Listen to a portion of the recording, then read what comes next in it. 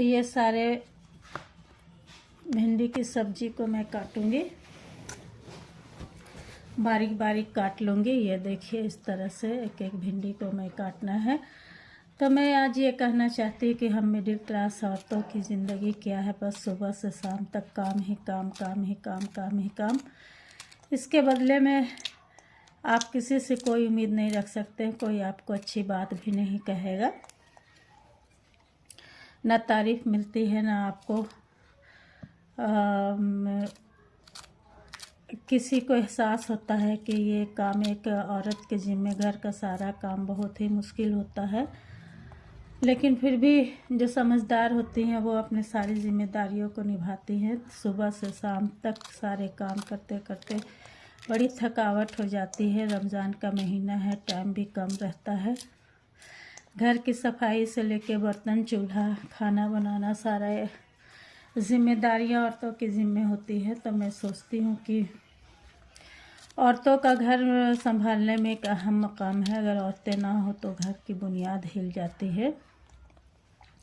आप सभी मान सकते हैं, लेकिन बहुत सी महिलाएं हैं जो अपनी ज़िंदगी को बहुत ही आज़ादी और बड़े आराम से गुजारती हैं। तो ऐसी महिलाएं भी हैं जिनके मेड होते हैं बहुत सारे, घर में काम करने वाले, तो मेड को रख लिया जाता है। तो उनकी लाइफ स्टाइल एक अलग लाइफ स्टाइल होती है। लेकिन सभी तमाम महिलाओं में सबसे कठिन और मुश्किल मिडिल क्लास महिलाओं की लाइफ होती है।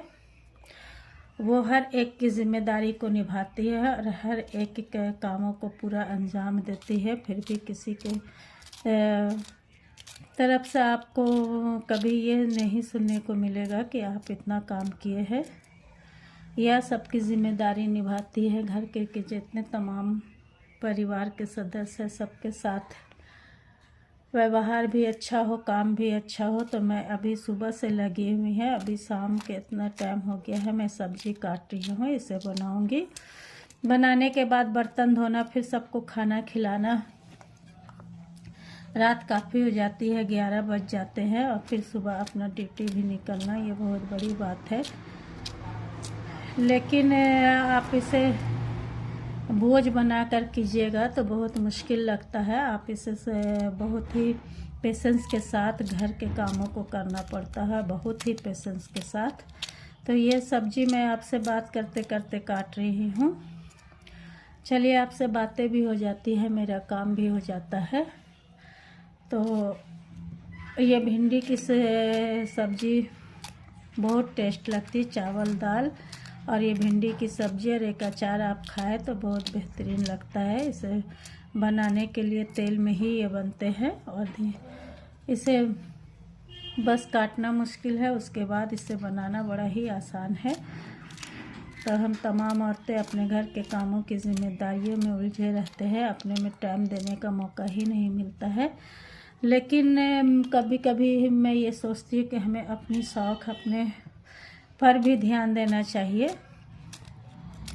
हम लोग को अपने पर भी ध्यान देना चाहिए, अपने शौक़ को भी पूरा करना चाहिए। ज़िंदगी काफ़ी छोटी हो गई है, लोग इसी छोटी ज़िंदगी में अपनी खुशियाँ पूरा कर सकते हैं। कब कौन इस दुनिया से रुखसत हो जाए पता चलता ही नहीं, चलेगा ही नहीं। और अपनी उलझन और परेशानियों में वक्त गुजरते जाएगा और हम लोग सोचते रह जाएंगे कि काश थोड़ी अच्छी ज़िंदगी गुजारते।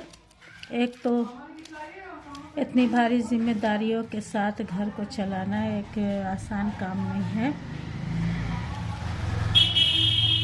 किसी से कोई उम्मीद नहीं रखना चाहिए, आप अपना काम करते जाइए।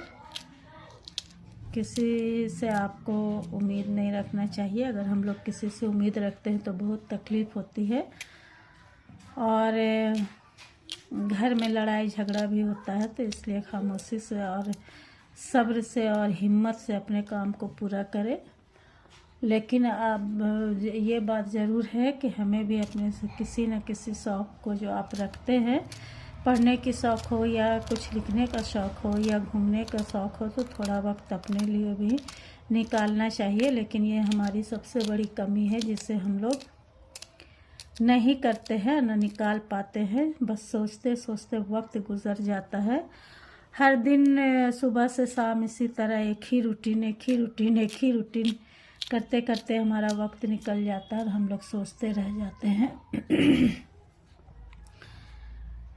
टाइम में अगर कोशिश करें तो हम अपने लिए भी अपना टाइम निकाल सकते हैं और अपने पर भी ध्यान दे सकते हैं। हम लोगों के हालात ये होते हैं कि हम लोगों को काम से ही फुर्सत नहीं मिलता है, तो अपने में ध्यान देना छोड़ देते हैं, जिसकी वजह से हम अगर 30 साल के हैं तो 40 साल, 35 साल, 50 साल के लगने लगते हैं। वक्त से पहले हमारे अंदर एज में बहुत फ़र्क आ जाता है। कम एज होते हुए भी हम लोग को लगता है, चेहरे से झलकता है कि हम लोग काफ़ी एज के हो गए हैं।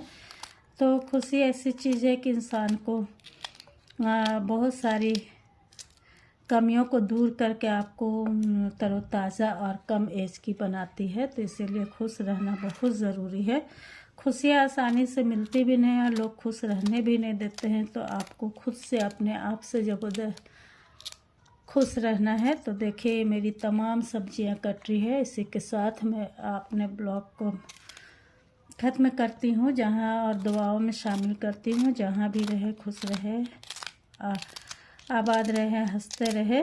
और मैं एक ख़ास मैसेज देती हूँ कि जितने भी मिडिल क्लास महिलाएं हैं वो अपने लिए टाइम निकालें। और मेरे देश और प्रदेश में रहने वाले तमाम भाई बहनों का मैं दिल से दुआएं देती हूँ कि वो एक खुशहाल ज़िंदगी और खैराफियत वाली ज़िंदगी अता हो।